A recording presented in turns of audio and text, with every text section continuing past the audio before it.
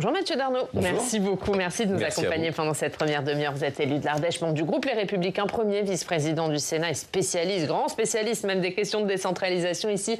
On va évidemment parler du rapport Woerth dans quelques instants, mais d'abord dans l'actualité, Gérard Larcher, on l'a entendu dans le journal, qui a affirmé hier aux sénateurs Les Républicains qu'il ne souhaitait pas devenir Premier ministre d'Emmanuel Macron. Il y avait besoin de clarifier. Nous n'avions guère de doute, en tout cas celui qui vous parle. Maintenant, je pense que comme souvent les rumeurs, particulièrement en période de campagne électorale, suivez mon regard, nécessitait peut-être qu'il ait une parole, une expression pour dire à la fois son attachement à cette majorité sénatoriale, à sa fonction de président du Sénat. Et on sait qu'elle est importante dans cette période où le Sénat est un pôle de stabilité de nos institutions. Et puis, tout simplement, par mesure de clarification, mais j'observe d'ailleurs que d'autres noms que celui du président Larcher, d'ailleurs tous issus de la famille des Républicains, ont été avancés. J'ai vu le nom notamment de Michel Barnier. Donc on peut imaginer quand même que les rumeurs vont bon train et qu'elles s'amplifient dans ces périodes électorales. Qu'est-ce qu'il vous a dit hier précisément, Gérard Larcher ? Clairement qu'il n'était pas candidat au poste de Premier ministre, qu'il apportait son plein et entier soutien à la candidature et à la liste menée par François-Xavier Bellamy. Mais lui, dans le même temps, il a aussi dit qu'il faudrait tenir compte du résultat du 9 juin où l'extrême droite, si on ajoute toutes les listes, pourrait être autour de 40%. Selon lui, de quelle manière il faut en tenir compte ? Ça voulait dire quoi ? Oui, mais pardon de le dire, il y a deux choses. Comment peut-on aujourd'hui fermer les yeux sur une situation politique dès lors que, vous l'avez dit, on aurait un score du Rassemblement national très élevé, que notre famille politique n'obtiendrait pas le score ou un score suffisamment élevé et qu'il y ait, y compris à gauche, parce que finalement c'est une lecture globale. Je crois qu'il faut avoir une forme de lucidité face aux résultats de ce scrutin. Ça ne veut absolument pas dire que la conclusion qui s'imposerait serait que le président Larcher soit candidat au poste de Premier ministre. Je pense que tout ceci doit nous amener collectivement à tirer des enseignements, à prendre les responsabilités qui sont les nôtres, parce que nous pensons, et je l'observe d'ailleurs dans la campagne de François-Xavier Bellamy, qui est une très belle campagne, mais que les Français ont besoin d'un électrochoc, ont besoin clairement, et je le pense et je le crois, ce que trop souvent ils nous ont reproché, comme à d'autres, c'est lorsque nous étions en responsabilité de ne pas avoir toujours été au rendez-vous de leurs attentes. Et je pense que ça, c'est quelque chose que nous devons apprendre à la fois à méditer et travailler pour qu'à l'avenir, nous puissions être clairement une alternative crédible. Et il y a du travail. Ça veut dire que pour le moment, vous ne l'êtes pas. Aujourd'hui, vous n'êtes pas une alternative crédible. Vous n'incarnez pas l'opposition. Aujourd'hui, les scores, ça ne veut pas dire qu'il faut verser dans la sinistrose, ça veut dire qu'il faut être clairement lucide au travail, plutôt que disperser à essayer de voir qui pourra à un moment donné être l'incarnation, pour que ensemble, voilà, nous fassions cause commune et vraiment que nous essayions de répondre très concrètement, encore une fois, très concrètement. Moi, je pense qu'il faut être plus que jamais pragmatique face aux propositions. D'ailleurs, comme nous l'avons été lors du texte sur l'immigration, comme nous le sommes, et nous allons en parler, sur la question de la décentralisation, nos concitoyens veulent que l'on agisse en proximité. Ils veulent comprendre ce qu'il se passe dans le pays et voir comment leurs élus, notamment les élus de proximité, peuvent répondre à leurs attentes. Je pense que si nous sommes concentrés sur cette tâche-là, alors il y a tout lieu de penser que nous pourrons être au rendez-vous de leurs attentes et bien figurer lors des prochains rendez-vous et notamment de la prochaine élection présidentielle. Un mot sur la question de la dette, puisque c'est l'un des chevaux de bataille des Républicains et ça va faire le lien avec les collectivités dont on va parler. Dans une interview à l'Express il y a quelques jours, Emmanuel Macron a pointé la responsabilité des collectivités locales dans le dérapage des finances publiques. Il a dit, hormis une dérive des dépenses initialement prévues qui est du fait des collectivités locales, il n'y a pas de dérapage de la dépense de l'État. Est-ce que c'est une phrase regrettable selon vous ? Vous savez, quand je lis Emmanuel Macron, j'ai le sentiment de lire Schopenhauer, l'art d'avoir toujours raison. Sauf que les faits lui donnent tort. Et ça, malheureusement, le président devrait le méditer. Quand je vois son ministre de l'économie nous annoncer qu'il a sauvé l'économie française, au-delà du manque d'humilité, Je pense qu'il cherche plutôt en ce moment à sauver sa peau. Il y a vraiment quelque chose qui montre la déconnexion. Je pense que les collectivités, elles agissent, comme je le disais, en proximité. Et quand on agit en proximité, on a le souci de la dépense publique. J'observe que dans cette interview à l'Express, on n'évoque absolument pas, ou très peu, les questions de réforme de l'État. Donc on en demande toujours, et la victime expiatoire est toujours, ce sont toujours les collectivités. Je pense qu'à un moment donné, le président de la République serait bien inspiré de regarder la situation telle qu'elle est, et non pas telle qu'il souhaiterait qu'elle soit. Allez, on va continuer à parler des collectivités, puisqu'Éric Woerth sera auditionné en fin d'après-midi au Sénat. Vendredi, il a rendu public son rapport sur la décentralisation. Pas de Big Bang, mais 51 mesures pour retrouver la confiance entre État et collectivités. Alors, que contient précisément ce rapport? Steve Jourdain vient de nous donner le détail.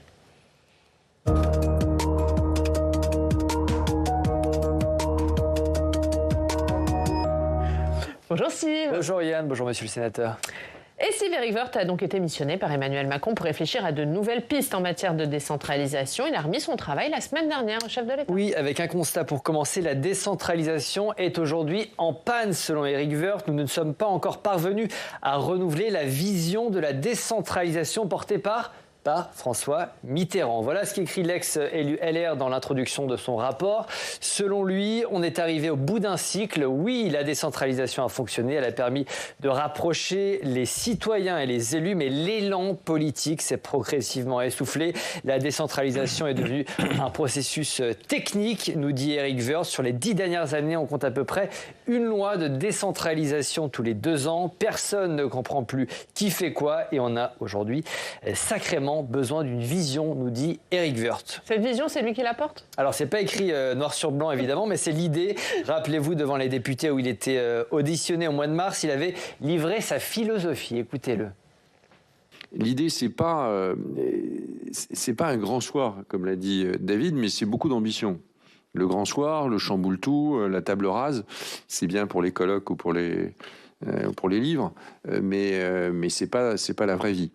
Alors, c'est dans le détail. Que propose Éric Woerth dans son rapport? 51 propositions au total, parmi elles de véritables petites bombes politiques. Certaines sont spectaculaires, comme la nationalisation du boulevard périphérique à Paris, actuellement géré par la mairie. Éric Woerth propose aussi le retour du cumul des mandats, c'est-à-dire la possibilité donnée aux parlementaires d'exercer le mandat de maire ou d'adjoint au maire, supprimé sous François Hollande. Autre proposition, Oriane, la réduction du nombre d'élus. Éric Woerth propose de réduire de 20% le nombre de conseillers municipaux. Ça concernerait environ 100 000 élus au total. Et puis, on en a beaucoup parlé ici à Public Sénat. Éric Woerth suggère de mettre en place des conseillers territoriaux. Cet élu qui remplacerait les conseillers régionaux et départementaux. Ça a été voté sous Sarkozy et supprimé sous François Hollande. Monsieur le sénateur, de manière générale, on va arriver vraiment dans le détail, mais de manière générale, c'est un rapport qui vous a déçu? D'abord, je dois vous dire que je suis assez en colère. En réalité, j'ai le sentiment que ce rapport, qui s'inspire d'ailleurs en grande partie des travaux du Sénat, en cela, Éric Woerth a entendu le message que le président Larcher lui avait adressé lors du congrès des maires en lui disant « Venez au Sénat, nous avons tout en bibliothèque, tout en magasin ». Et dès lors, je crois qu'on retrouve dans ce rapport la plupart des travaux du Sénat. Donc vous n'êtes pas déçu? Laissez-moi finir, c'est important. Pourquoi je suis en colère? Parce que tout ça tend à montrer que nous ne cessons de perdre du temps. Je crois qu'il y a aujourd'hui urgence à agir. Nos élus dans les territoires, 550 000 élus en France, c'est dire si c'est important, c'est dire si, comme je le disais tout à l'heure, nos concitoyens attendent de leurs élus locaux qu'ils soient en capacité de traiter leurs problèmes du quotidien, répondre à leurs aspirations du quotidien. On a besoin de réformes, on a besoin d'agir. Alors oui, on n'appelle pas un grand soir, Éric Woerth l'a rappelé, mais ce qu'on attend aujourd'hui, c'est plus un rapport, ce sont des actes. Pardon de vous le dire que la plupart des mesures qui sont dans ce rapport, des mesures importantes, parce qu'il y a d'autres mesures qui sont particulièrement décevantes, aujourd'hui, elles ont été rendues par le Sénat en juillet 2020 et juillet 2023. Donc ce rapport était inutile pour agir. On n'a pas besoin de rapport aujourd'hui, on a besoin d'action. Si Monsieur Woerth s'est livré à une compilation des mesures. Maintenant, ce que l'on attend, c'est les signes envoyés par le gouvernement sur le dépôt d'un texte, l'examen d'un texte. Alors, qu'il se rassure, si le gouvernement ne le fait pas, le Sénat a déjà déposé un texte sur la décentralisation et nous, comme toujours, nous assumerons nos responsabilités. J'en viens maintenant au fond du rapport. Juste, pardon, vous pensez qu'il ne le fera pas? Parce que Gabriel Attal, il avait promis un texte avant le mois de décembre, issu de ce rapport. Vous n'y croyez pas? Mais Gabriel Attal, il dit au mois de décembre. D'ailleurs, j'observe qu'il ne précise pas l'année. Ses prédécesseurs ont tous fait la même chose. Je vous rappelle quand même... Non mais... Il faut qu'on le redise ici. En juillet 2017, cela fait 7 ans que le président de la République était venu ici même au Sénat nous dire « Nous avons besoin de porter un souffle fort sur la décentralisation », rappelant les différents actes et notamment l'acte qui avait été posé avec les lois de fer. Que s'est-il passé depuis? 2 petites mesures qui étaient et lois que sont la fameuse loi 3D sur la décentralisation et la déconcentration et la loi engagement et proximité. De l'aveu même des ministres, c'était des textes d'ajustement. Il ne s'est rien passé. Je vais plus loin. Les seuls textes qui ont vu le jour l'ont été grâce au Sénat, sur la protection des élus locaux, sur le statut de l'élu. Là encore, il était urgent de légiférer sur le statut de l'élu. La belle affaire, Madame Faure était venue nous dire « Attention, il faut que pour le Congrès des maires 2023, on ait avancé des mesures. » Nous avons voté un texte en janvier. L'Assemblée a préparé des dispositions. Aujourd'hui, nous arrivons à l'été 2024, rien de nouveau sous le soleil. Et dans le rapport, il y a écrit qu'Éric Woerth propose la création d'un statut d'élu. Ça veut dire que vos textes, ils ont servi à rien? On peut proposer. Maintenant, nous, ce qu'on veut, encore une fois, c'est des actes. Il est très gentil, Monsieur Woerth, de nous rappeler qu'il faut agir.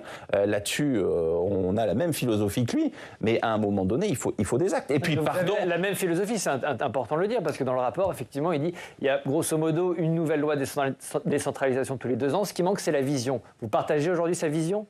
Pas sur tous les points. J'observe qu'il évite les sujets compliqués, notamment la question de l'Alsace, notamment certains sujets qui ont trait à l'intercommunalité, sur le transfert des compétences eau et assainissement, qui donnera lieu d'ailleurs à un texte au Sénat, où là encore, ça fait 7 ans qu'on attend de savoir quelle est la position réelle du gouvernement. Bon, après la nationalisation du périphérique, très bien, soit. Maintenant, je pense qu'aujourd'hui, nous, ce qu'on attendait, c'est avoir une vision claire.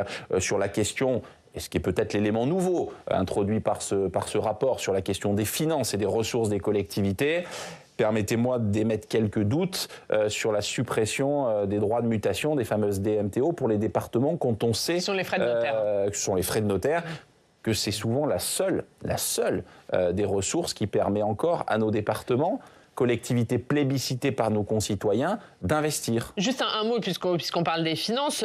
Lui dit qu'il ne faut pas créer de nouvel impôt local, que ça serait mal compris après la suppression de la taxe d'habitation, mais qu'il faut, je le cite, ancrer dans la loi le principe de partage de la fiscalité nationale entre État et collectivités, c'est-à-dire qu'elles doivent s'entendre chaque année sur les impôts locaux partagés. Est-ce que c'est une bonne méthode? Très bien, mais ça aussi, pardon de le dire, c'est du verbiage. Moi, j'attends de savoir ce que ça signifie réellement. J'attends clairement qu'on me dise quel est l'impôt national qui financera telle ou telle strate, qu'on soit très clair. Alors il y a des pistes de réflexion dont j'ai pris connaissance, mais moi je pense qu'il faut être très clair s'agissant des ressources de nos collectivités. Aujourd'hui, disons les choses très clairement. Quand j'ai dit, et d'ailleurs c'est pour moi le sujet qui est principalement le sujet absent de ce rapport sur la déconcentration. On a quelques mesures de simplification. Mais pourquoi l'État ne nous parle jamais de son organisation?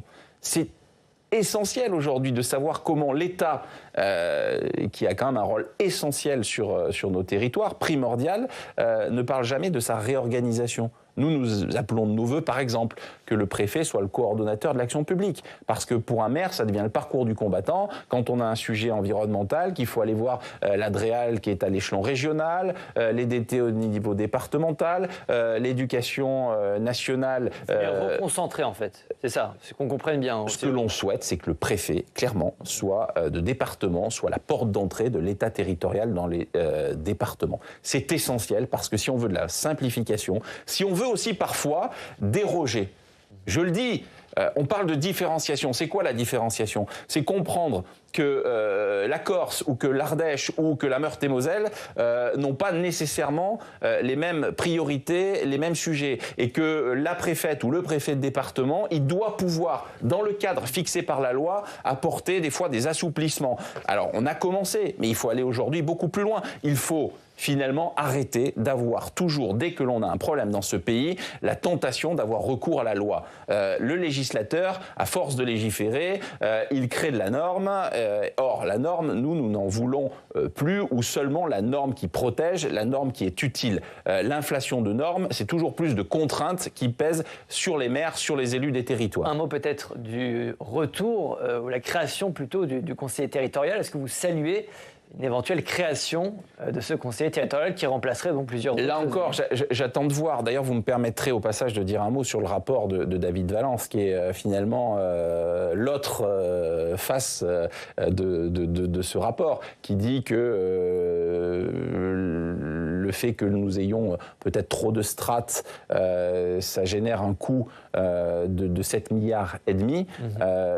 Très bien, voilà, moi j'attends de voir clairement où se situent finalement ces dépenses, cet amoncellement de dépenses. Mais juste sur les strates, parce qu'Éric Woerth lui dit qu'il ne faut pas supprimer de strates, c'est une des reçues. C'est pas ce que semblait penser Emmanuel Macron. Oui, Est-ce que du coup vous craignez que mais alors dès lors en quoi le conseiller territorial, sauf à rapprocher, à donner un peu plus de cohérence.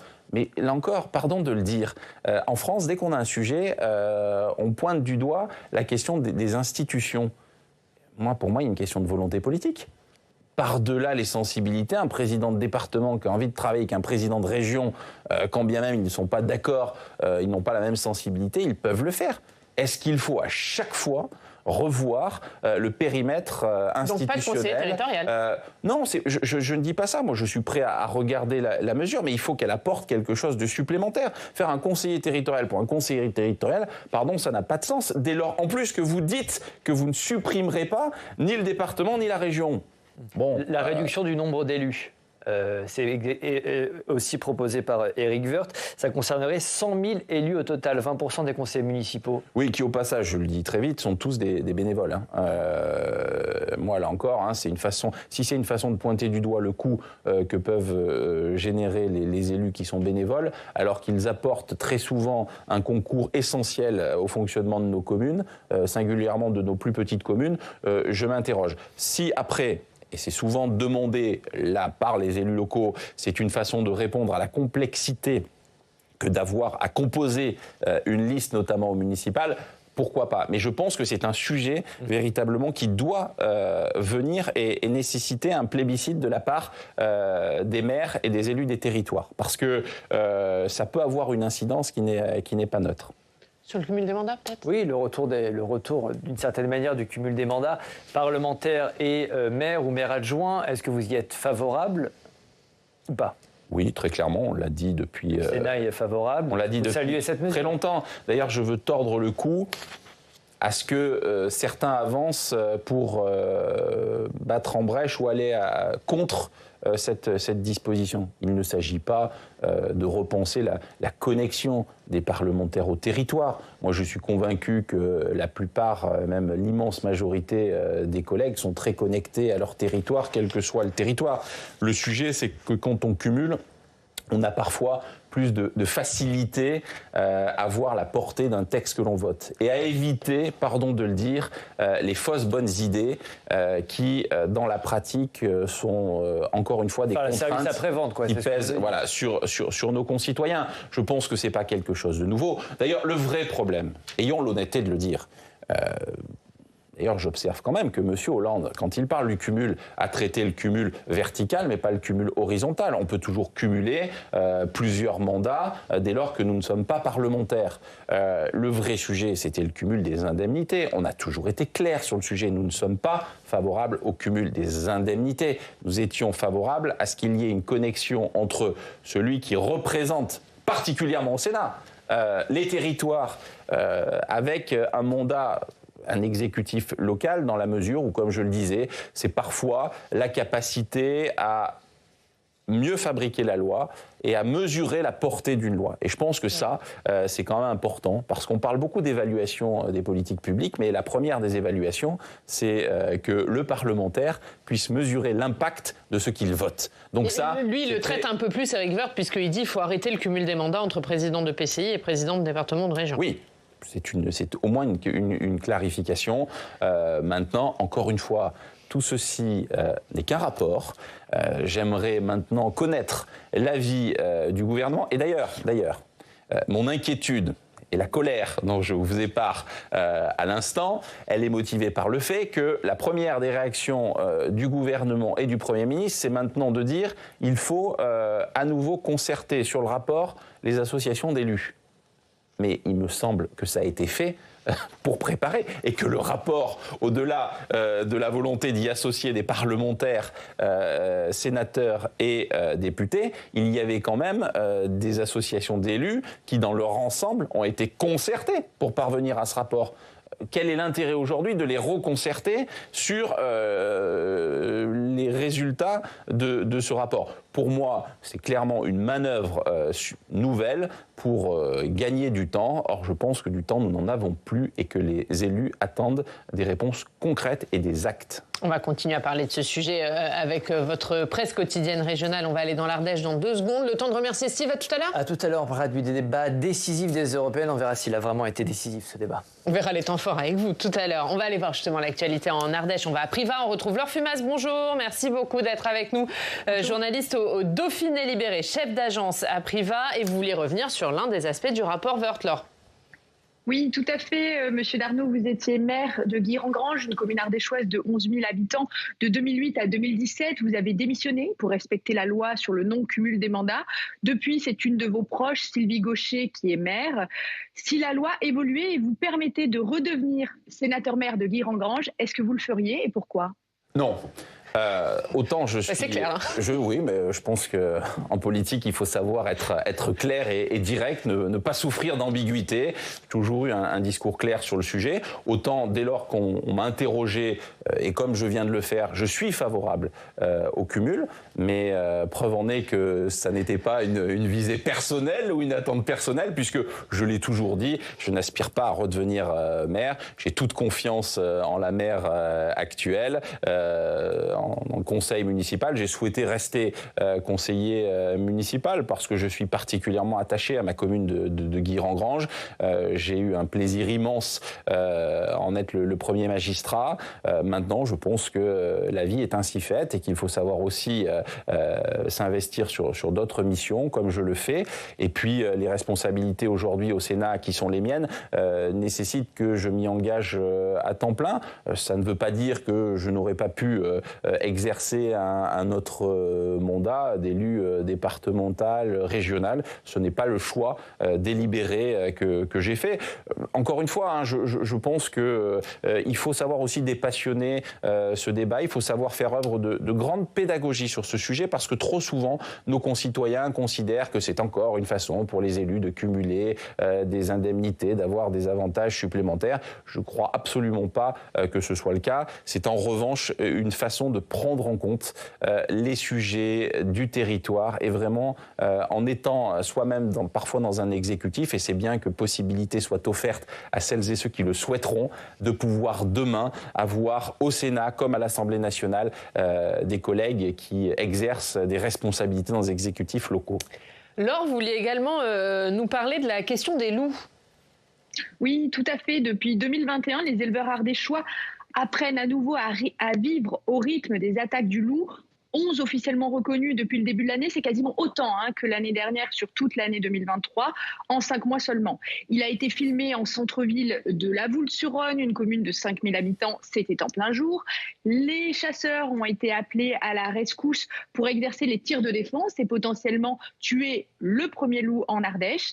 Les éleveurs ont récemment manifesté devant la préfecture leur colère avec des tags anti-loups, du fumier sur la préfecture à Privas. Monsieur le sénateur, que pouvez-vous faire pour eux ? Je crois qu'ils ont poussé un cri d'alerte. Et d'ailleurs, mon collègue député Fabrice Brun a pris une position sur la fameuse loi d'orientation agricole qui a été en débat. Je pense que c'est aujourd'hui une urgence que d'agir. Alors, on est sur une espèce dite protégée, mais j'observe qu'il y a une incompatibilité et que nos éleveurs, à juste titre, ne supportent plus l'inaction en matière, j'allais dire, de dégâts commis par le loup. Et je crois que l'initiative qui a été prise par le département de l'Ardèche, par son président Olivier Amran, par la Chambre d'agriculture, par les agriculteurs et aujourd'hui par la Fédération de la chasse, me paraît être une idée à creuser et qui va plutôt dans le bon sens, parce que à un moment donné, il faudra choisir, et on ne peut pas imaginer demain que les éleveurs ardéchois soient quotidiennement victimes d'attaques. Pardon de le dire, et ce que vient de dire Laure Fumat est essentiel. Croiser la présence du loup en plein centre-ville de La Voulte sur le couloir rhodanien, pardon de vous le dire, ça interpelle. En tout cas, c'est la preuve bien réelle que le loup est très présent, et à un moment donné, pardon de le dire, il faut opérer des choix pour que puissent vivre nos éleveurs ardéchois.